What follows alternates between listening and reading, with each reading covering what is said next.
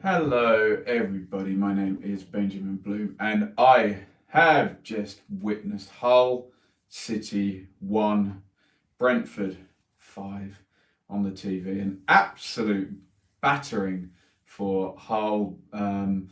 This is now life after Bowen and Grzycki, 5 goals conceded. They came up against the wrong team at the wrong time, a day after the transfer window, and got themselves rather a hiding here. I was at Brentford's game in midweek against Forest, and they bounced back nicely from that home defeat. Needless to say, Hull were a little bit more open than Forest were in midweek. Hull lining up, obviously, the big story without their two star players, both sold yesterday in the window. So it was Long in goal, Lehigh, Burke, Tafazoli and Kingsley were the back four. It's a 4-2-3-1, so two sitters in midfield. Lopez and Irvine, who we have seen play a little bit further forward. And now your kind of focal points of your team looks like this: Wilkes, Honeyman and Lewis Potter. No, Sandra, no game for me today.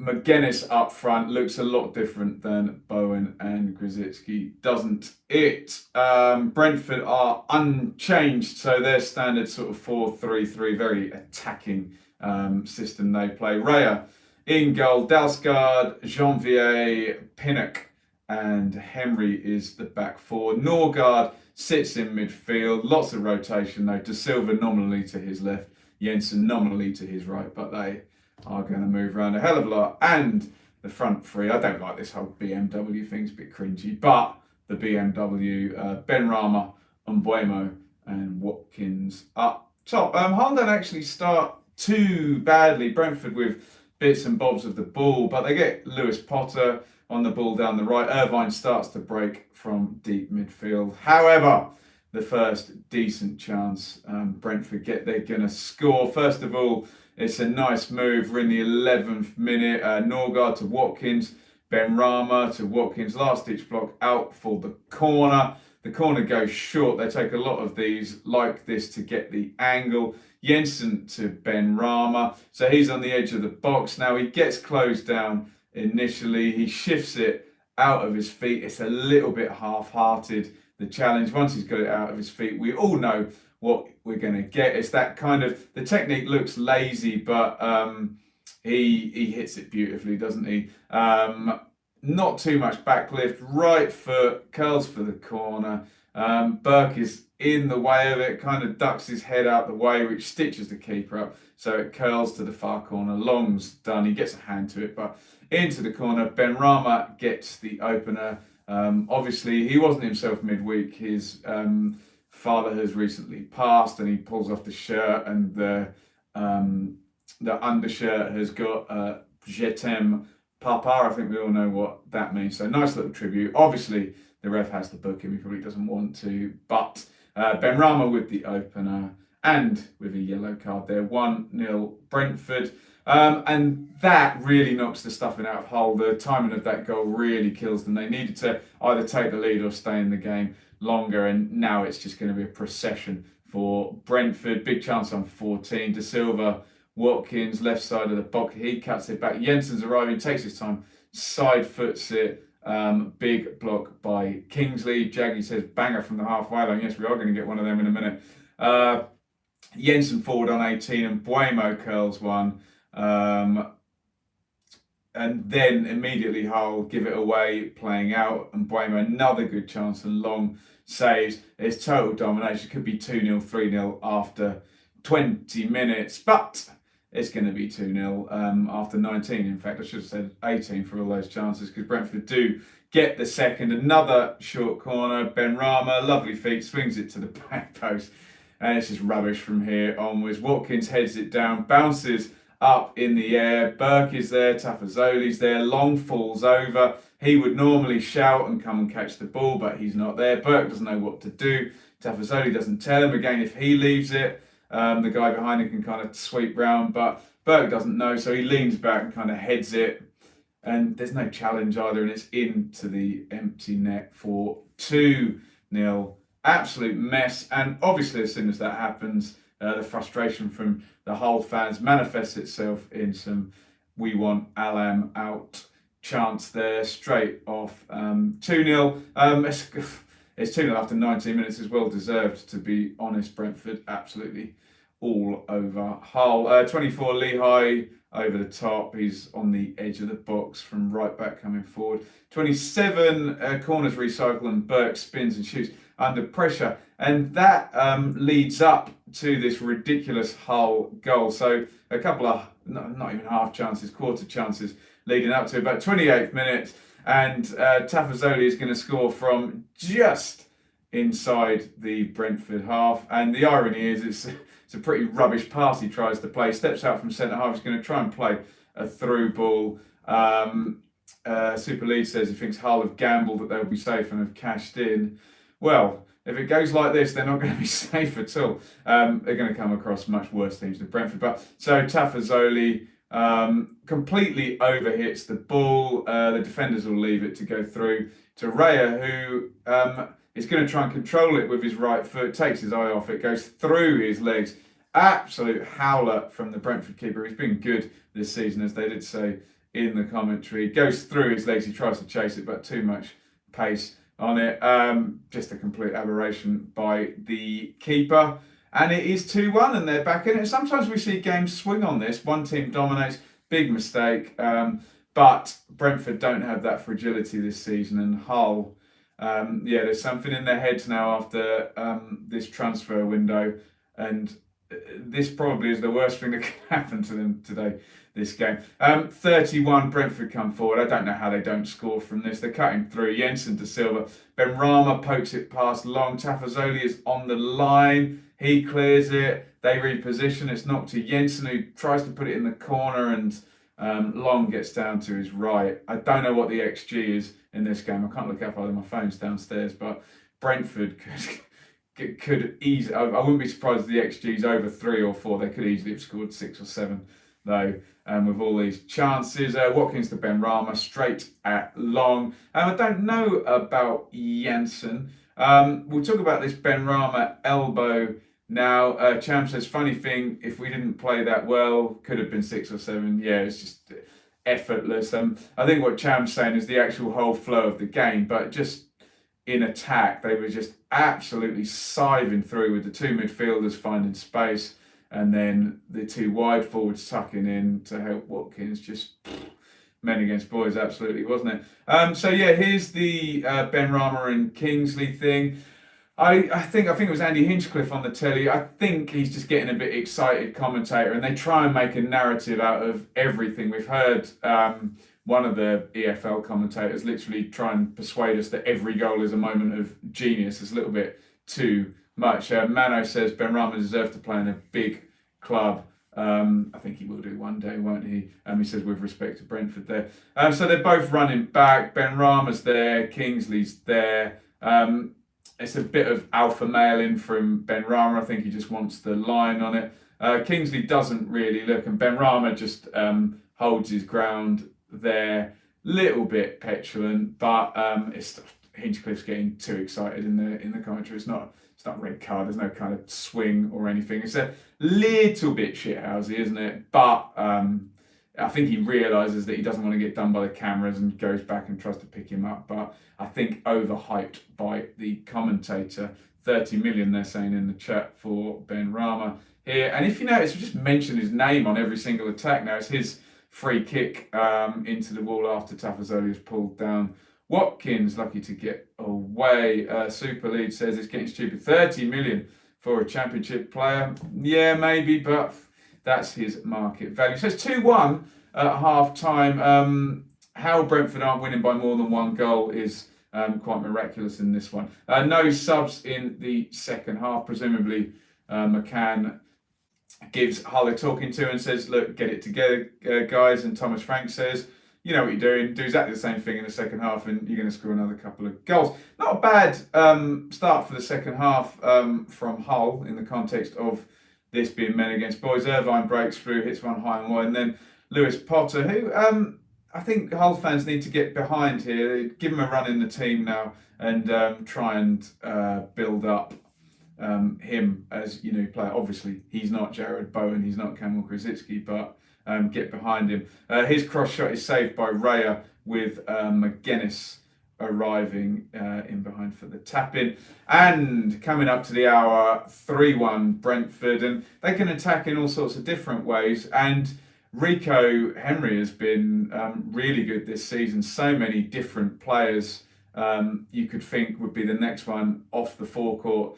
Brentford, and Henry's been very good, hasn't he? A lot of Premier League teams like these progressive type fullbacks who can basically be an extra midfielder for most of the game. It's a big one into the channel, I assume, from Pinnock in that position. Henry chases down. It's absolutely brilliant cross on the run, on the half volley. Watkins, we've seen it a million times this season. Well, I'm exaggerating, we've seen it 8 times this season. In between the width of the post, they feed him, he gets in position, heads the ball in, controls the header. And we've seen it with Brentford so many times. These strikers, they create so many chances for them. And we've seen Hogan go and Mopai go. Another headed goal for Watkins. It is 3-1. And then we see a debut for Marcus Maddison. He's on loan for Peter. I assume there's some kind of obligation to buy or some kind of deal at the end of the season. He comes on for Wilkes, who was quiet, but obviously most of that side was dealt with Henry and Benrahma getting it together, so quiet for that reason. Eves comes on for McGuinness. All of a sudden, Eves and McGuinness, it seems less of a threatening proposition without those 2 wide players there. Maybe I'm labouring the point, but you take my point nonetheless. 61, and Buemo right foot on the volley over the top, and it's 4-1 on 62 here, and they absolutely slice through them again. And Buemo, give and go, defender dives in, and Buemo gets to the byline, cuts it back. Benrahma, he comes across, he makes the right move. Watkins is central, so he just moves behind him. And of course, technically, he's the best player there, isn't he? Slams it home with the right foot. And this front three, you just got to look at it now. First goal, Benrahma scores. Second goal, Benrahma to Watkins to set up the own goal. Third goal, Watkins scores. Fourth goal, and Buemo sets up Benrahma there. Functioning absolutely beautifully. Goals and assists for each other and for other players. A real danger when one of them doesn't score, he assists, and the other one score, and vice versa.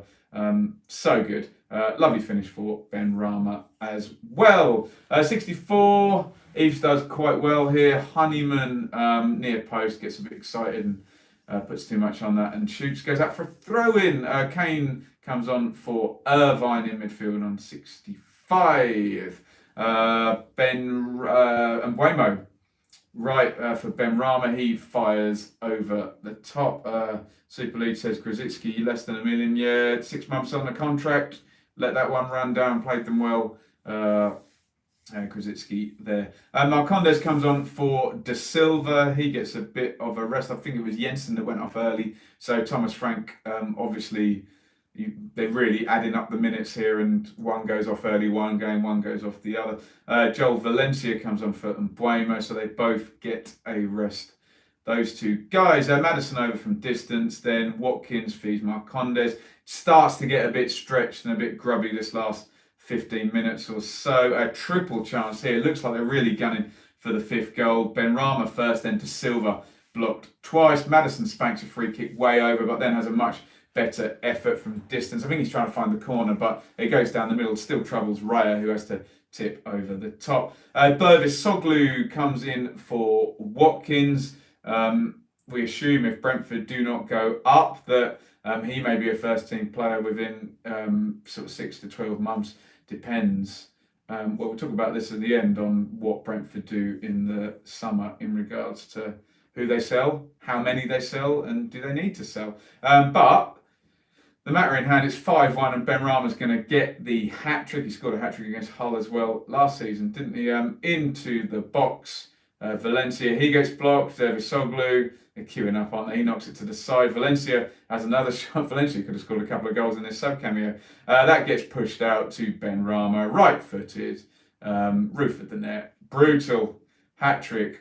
5-1. And that is all she wrote. So Brentford up into fourth temporarily. Obviously, we are streaming here at 2:41.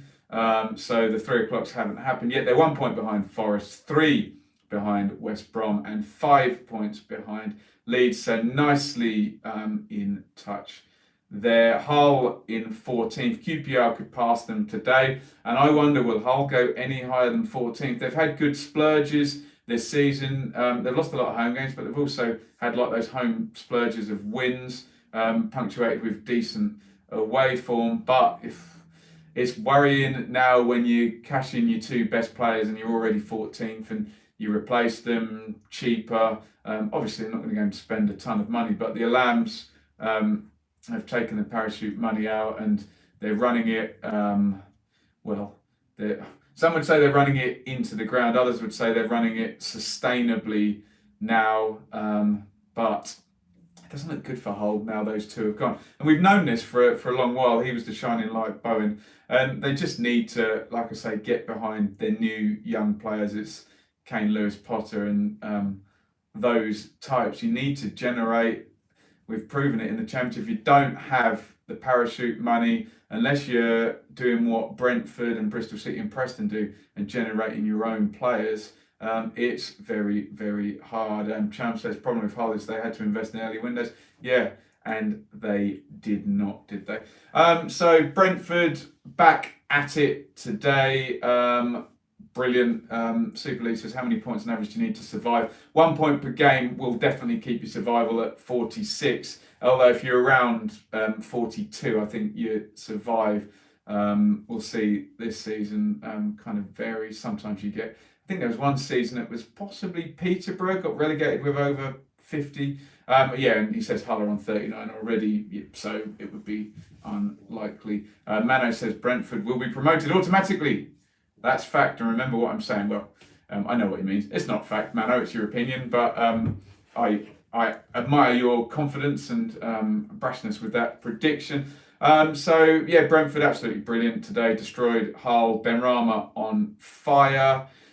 Just look at these 2 games this week, though. One against Forest in the top 6, and they lose it at home. That's what your playoff game will be like. It won't be like playing Hull at home where you win 5-1. So that's the only worry for Brentford. But I said this in my stream earlier talking about the transfer window. There is just a sense that they're building. The stadium's coming this season. Okay, if they don't go up, Watkins and or Benrahma will probably be sold. But players have already come in. I took the 2 from Oxford and they're just growing and growing and growing. And it's not a disaster like perhaps for a parachute team or for a Leeds where they've got this window with Bielsa. It's not a disaster for Brentford. They're really building. They're going the right way. They know how to take on the parachute guys and they do it so successfully. So everything looking very good for Brentford. Obviously, if you do go up, then that, job done. But it's not a disaster. There's that real sense of growth there. Jamie says Brentford at home game next Saturday. Sorry, it went there. Cham says Forest are Brentford's kryptonite. Yeah, that type of team that sits back and can absorb and be fine without the ball and hit set plays, etc. are Brentford's kryptonite. So that would be the one you wouldn't want in the playoffs, I think, Brentford, if they do get there. Frankly, Brentford would probably rather have someone like Leeds in the playoffs if Leeds don't make top 2. In that kind of respect, as it's a more footballing open game. Ewan says, did I watch Derby Stoke? I was working last night, Ewan. I will take a look at the highlights for the review stream. Certainly big win for Derby last night. In really good form actually, Derby. Leeds have Brentford, Forest and Bristol City next week. My goodness me. Yeah, big week for Leeds coming up. Right. Very, very quickly on Hull. Yeah, we're just looking now at how much of a tail off without Bowen and Grzycki. Right, I'm coming up 20 minutes and you guys all want to get into the 3 o'clock game. So I'll say thank you very much for watching. Michael, I'm just reading what I'm getting on the feed. So keep it nice and calm there. Ewan says best home form in the league. Derby, I believe that. worst away form. They'd be way up the table if they had away form anywhere near their home form. So yeah, Derby looking good. We'll see what happens with the FFP. Michael says they have Stoke next week, Leeds. Yeah, I don't know. I'm just reading what people are saying in the feed. Certainly a couple of difficult games coming up for Leeds. Got Forest on the 8th, haven't they? And then Brentford on the 11th. I think the commenter was just suggesting they've got some difficult games coming up, some big games. But we're all friends here, aren't we? Come on, Leeds win, says Michael. Yeah, come on, they're going to beat Wigan, aren't they? So yeah, I will get the review. I'm out at a birthday party tonight, so I'll go for the review tomorrow morning. So do tune in for that. I'll try and get a look at all the goals and whatnot before then. As usual, thank you everybody for watching and commenting in. It was a Ben Rama special. Hull 1, Brentford 5. Over.